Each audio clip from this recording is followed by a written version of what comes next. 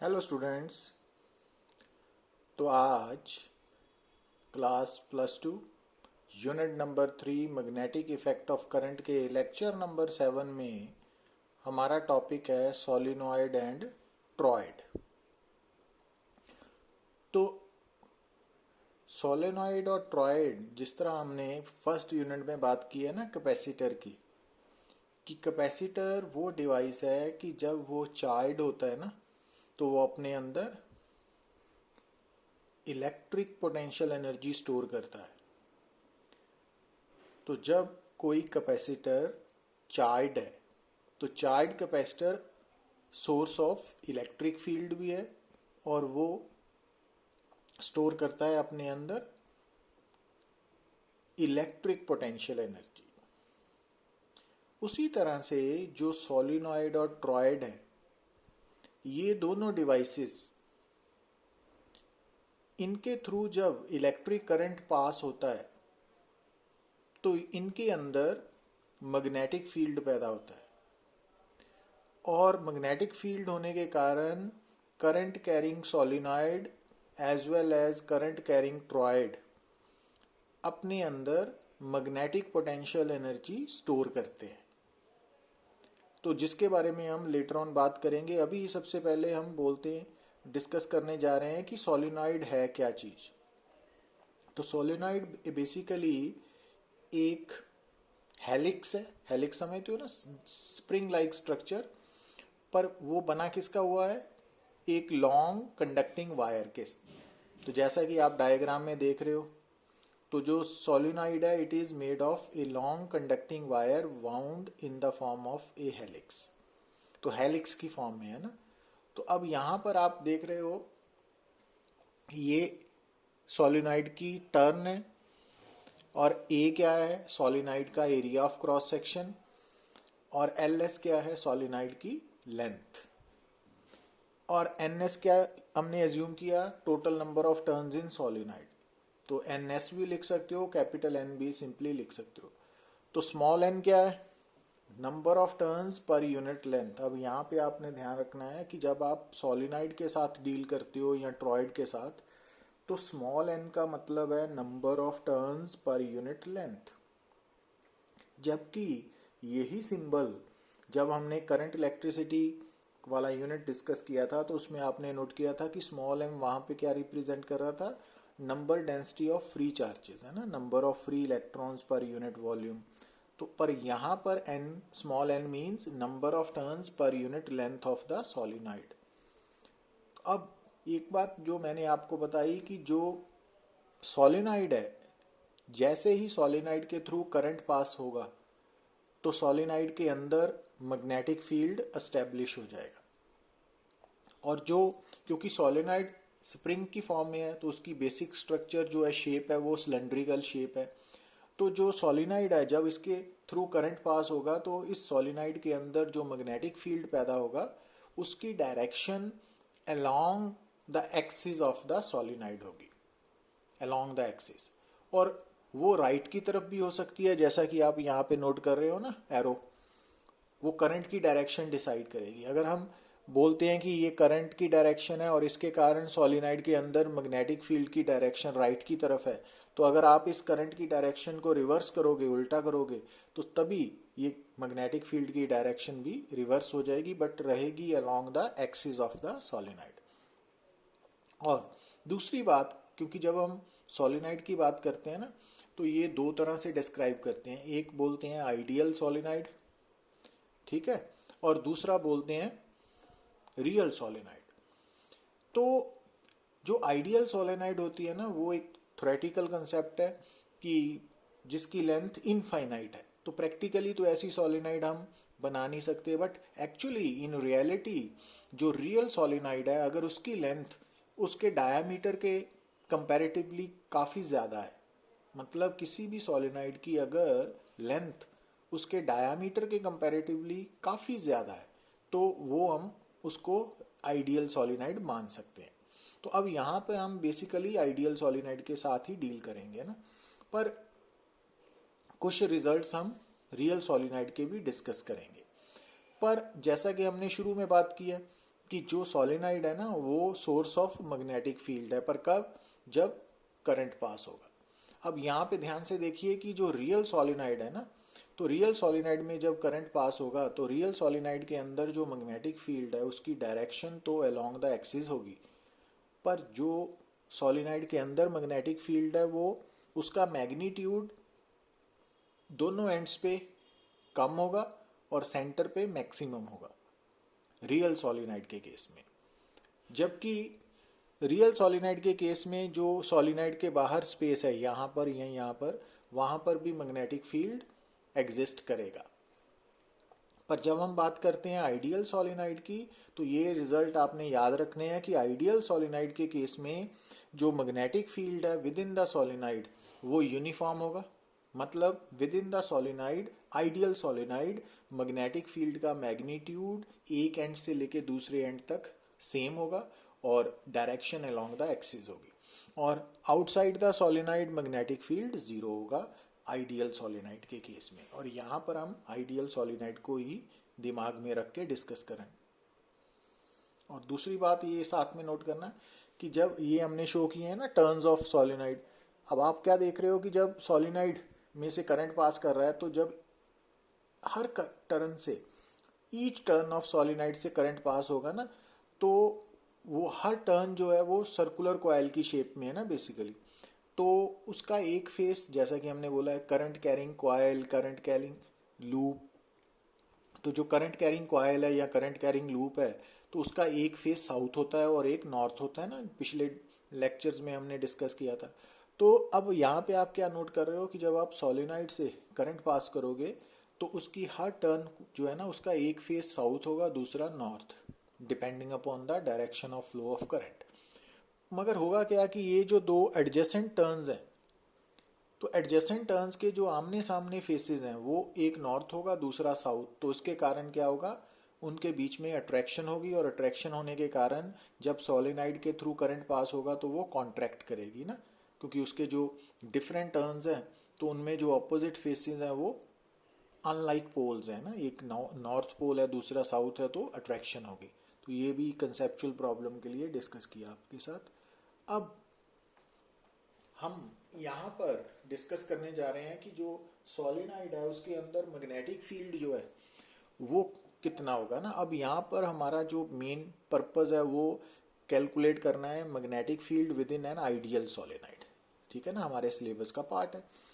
तो अब ये जो सोलिनॉइड है, एक्चुअली तो ये टर्म्स ऐसे हैं ना, पर यहाँ पे हमने इसको डायग्राम को सिंप्लीफाई कर लिया कि ये जो रेड कलर की एरो देख रहे हो यहाँ सोलिनॉइड पे, तो ये एरो बता रहा है कि ऊपर से करंट बाहर की तरफ आ रहा है और नीचे से अंदर की तरफ। तो ये डॉट्स हैं वो बेसिकली क्या है, भी हर टर्न में जो करंट फ्लो हो रहा है ना बाहर की तरफ वो है, और नीचे क्रॉस है, मींस हर टर्न में जो करंट अंदर की तरफ जा रहा है ना, तो उसको हमने ऐसे इस स्ट्रक्चर में पेश कर दिया। और आइडियल सोलिनॉइड होने के कारण जो मैग्नेटिक फील्ड है वो एक एंड से लेके दूसरे एंड तक सेम होगा, यूनिफॉर्म होगा, डायरेक्शन अलोंग द एक्सिस होगी, और आउटसाइड मैग्नेटिक फील्ड जीरो होगा ना। तो ये बातें आपको पहले भी बताई हुई हैं। और एन क्या है, स्मॉल एन, यहाँ पे number of turns per unit length. Got it. और अब पी सोलिनॉइड के अंदर हमने पॉइंट ऑफ ऑब्जर्वेशन ड्रॉ कर लिया ना, कंसिडर कर लिया। अब magnetic field with in ideal solenoid निकालने के लिए हमने जो लॉ यूज करना है ना वो एम्पियर सर्क्यूटल लॉ है अकॉर्डिंग टू सिलेबस। तो जो हमारा +2 का सिलेबस है उसमें जो सोलिनॉइड का मैग्नेटिक फील्ड है उसकी derivation with the help of ampere circuital law derive करनी है ना। तो अब अगर पी पॉइंट पे आपने मैग्नेटिक फील्ड फाइंड आउट करना है यूजिंग एम्पियर सर्क्यूटल लॉ, तो सबसे पहले आपको क्या चाहिए, क्लोज्ड पाथ। अब क्लोज्ड पाथ की शेप वो नेचर ऑफ प्रॉब्लम डिसाइड करती है। तो अब इस सोलिनॉइड के केस में जो क्लोज्ड पाथ है ना वो हम रेक्टेंगुलर शेप का मान लेते हैं, ABCD।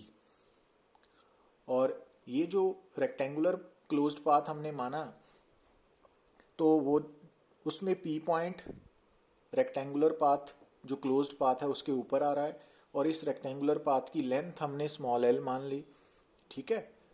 तो अब ध्यान से देखिए कि ये जो रेक्टेंगुलर पाथ है ना,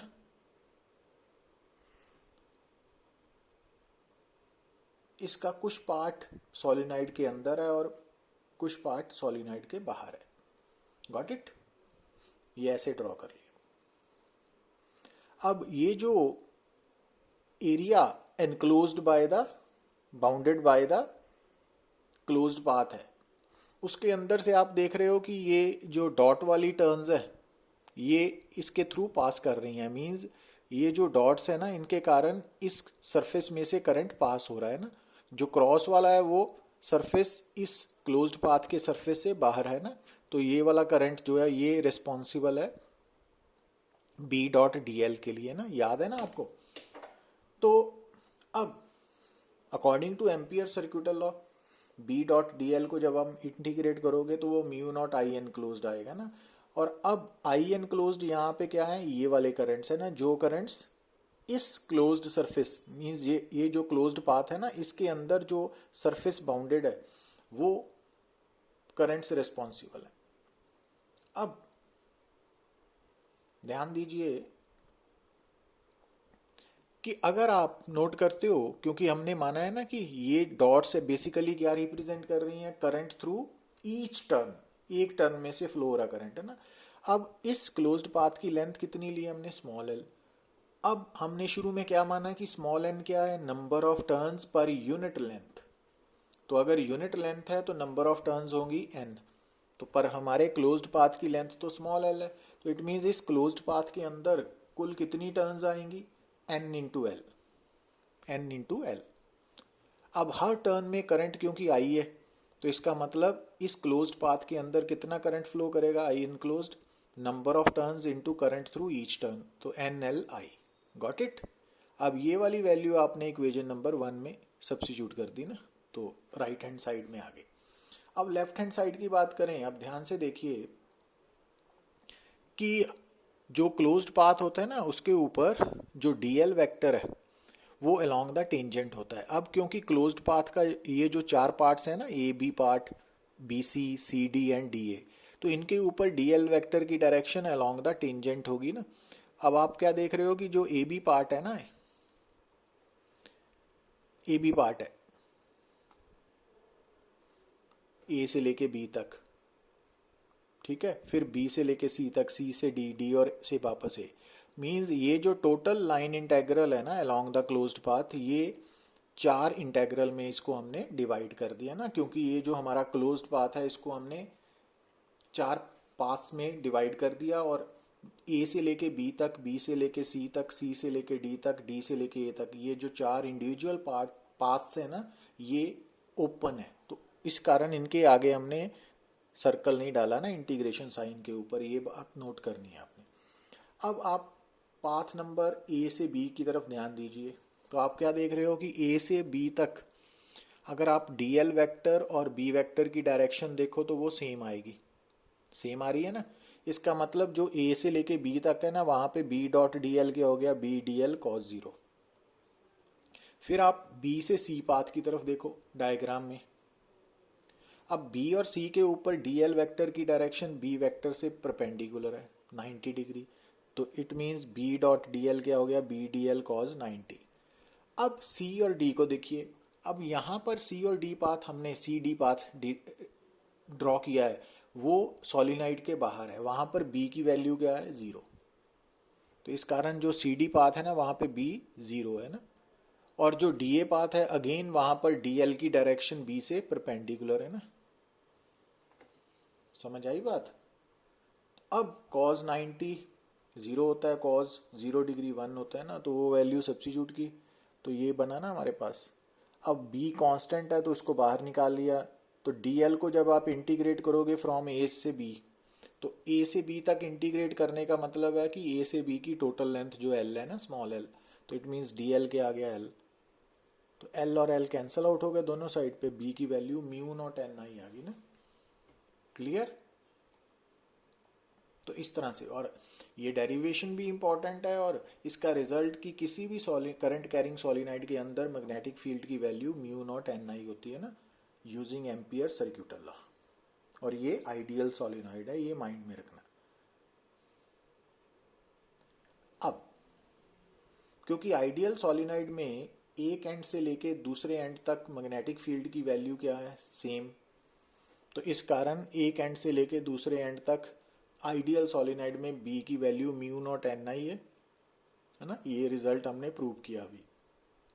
मगर इसके साथ जो रियल सोलिनॉइड है उसका रिजल्ट आपने जस्ट याद ही रखना है, क्योंकि ये डेरिवेशन हमारे सिलेबस में नहीं है, बट रिजल्ट को याद रखिए कि जो रियल सोलिनॉइड है ना उसके अंदर one end to other end magnetic field की वैल्यू सेम नहीं होती। डायरेक्शन सेम होती है along the axis, but magnitude same नहीं होता। बट आप क्या देख रहे हो कि रियल सोलिनॉइड के अंदर सिर्फ थोड़े से सेंट्रल पोर्शन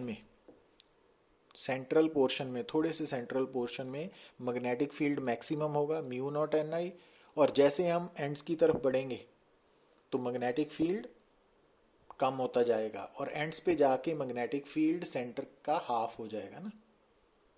तो एंड्स पे जो मैग्नेटिक फील्ड है ना रियल सोलिनॉइड पे, वो सेंटर से हाफ है। तो ये रिजल्ट्स आपको याद होने चाहिए ना।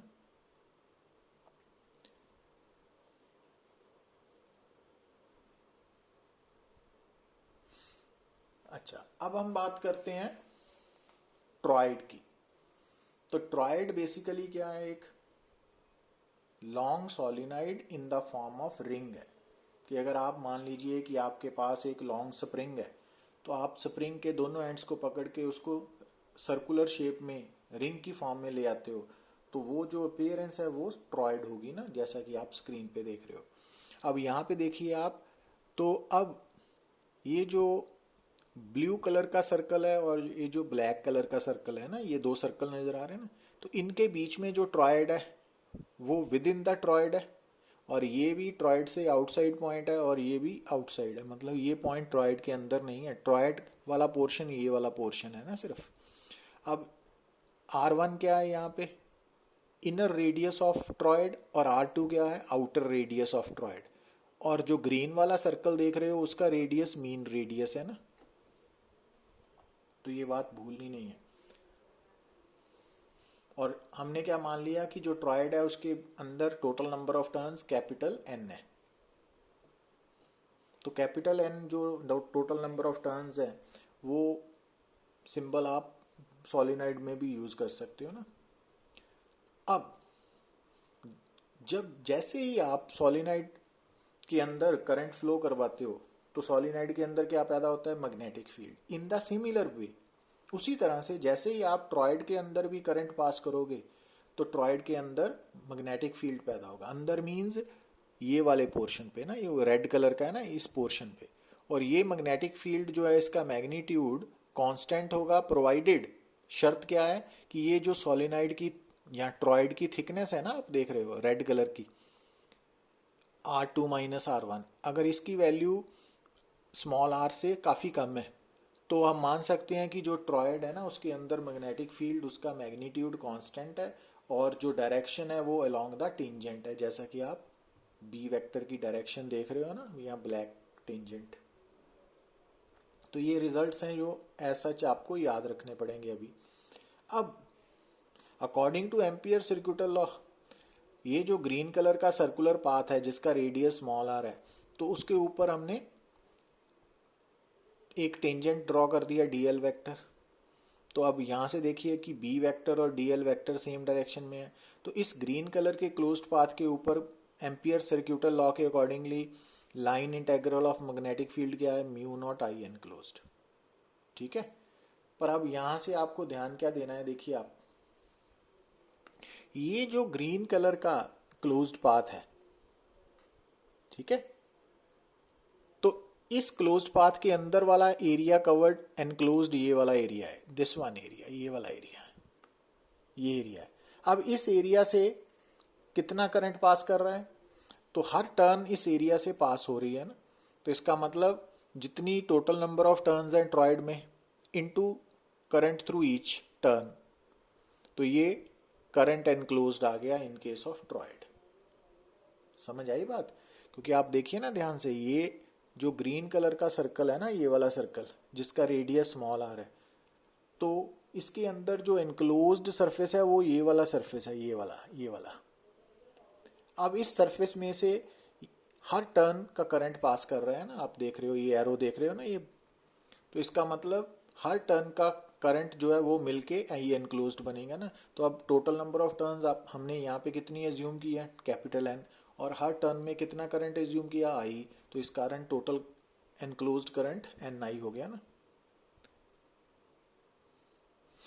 तो आई एनक्लोज्ड की वैल्यू सब्स्टिट्यूट कर दी। अब लेफ्ट हैंड साइड पे आप देखिए, क्योंकि बी डॉट डी एल मतलब बी वेक्टर और D L vector same direction में होने के कारण कॉस जीरो है ना, तो b कांस्टेंट है मैग्नीट्यूड में, उसको बाहर निकाल लिया। अब dl को इंटीग्रेट करने का मतलब है कि ये जो ग्रीन कलर का सर्कल हमने एज्यूम किया जिसका रेडियस स्मॉल आर है, उसकी टोटल लेंथ, और वो कितनी होगी 2πr। तो इसका मतलब b की वैल्यू विद इन ट्रॉयड क्या होगी, दिस वन। तो इस तरह आपने दोनों एक्सप्रेशंस को सोलेनाइड के लिए भी और ट्रॉयड के लिए भी डिराइव करना है ना। अब यहाँ पे देखिए आप कि ट्रॉयड या सोलेनाइड दोनों के केस में जब हमने डेरिवेशन को फॉर मैग्नेटिक फील्ड को डिराइव किया है, तो हमने ये माना है कि ट्रॉयड के अंदर भी और सोलेनाइड के अंदर भी वैक्यूम है, वैक्यूम और एयर। पर अगर मान लीजिए कि हमारी जो सोलेनाइड है जिसके साथ हम डील कर रहे हैं या ट्रॉयड है, वो अंदर से मटेरियल मीडियम से फिल्ड है ना, पूरी तरह से भरी हुई है, और उस मटेरियल मीडियम की परमेबिलिटी, मैग्नेटिक परमेबिलिटी म्यू है या relative magnetic permeability mu r है, तो उस केस में सोलेनाइड का रिजल्ट जो हमारा म्यू नॉट एन आई था ना, वो म्यू एन आई हो जाएगा या mu not mu R N I हो जाएगा ना। तो यहाँ पर म्यू क्या है, जिस मीडियम से हमने सोलेनाइड को फिल किया हुआ है या ट्रॉयड को फिल किया है, उस मीडियम की मैग्नेटिक परमेबिलिटी की वैल्यू है, और वो डिफरेंट मीडियम के लिए डिफरेंट होती है। आपको याद नहीं रखनी, बट पता होनी चाहिए कि म्यू की वैल्यू डिफरेंट मटेरियल मीडियम के लिए डिफरेंट है। और म्यू की को आप mu naught into mu r से रिप्लेस कर सकते हो। म्यू आर यहाँ पे क्या है, रिलेटिव परमेबिलिटी, ठीक है। तो ये भी डिफरेंट मीडियम पे डिपेंड करेगी। तो अब जो बात आपने याद रखनी है वो ये है कि जो मटेरियल मीडियम है ना, उनकी मैग्नेटिक प्रॉपर्टीज के अकॉर्डिंगली ब्रॉडली हम उनको 3 कैटेगरीज में डिवाइड करते हैं, जिसके नाम आपने सुने होंगे, डायामैग्नेटिक, पैरामैग्नेटिक एंड फेरोमैग्नेटिक। इनके बारे में थोड़ा डिटेल में हम नेक्स्ट लेक्चर्स में बात करेंगे।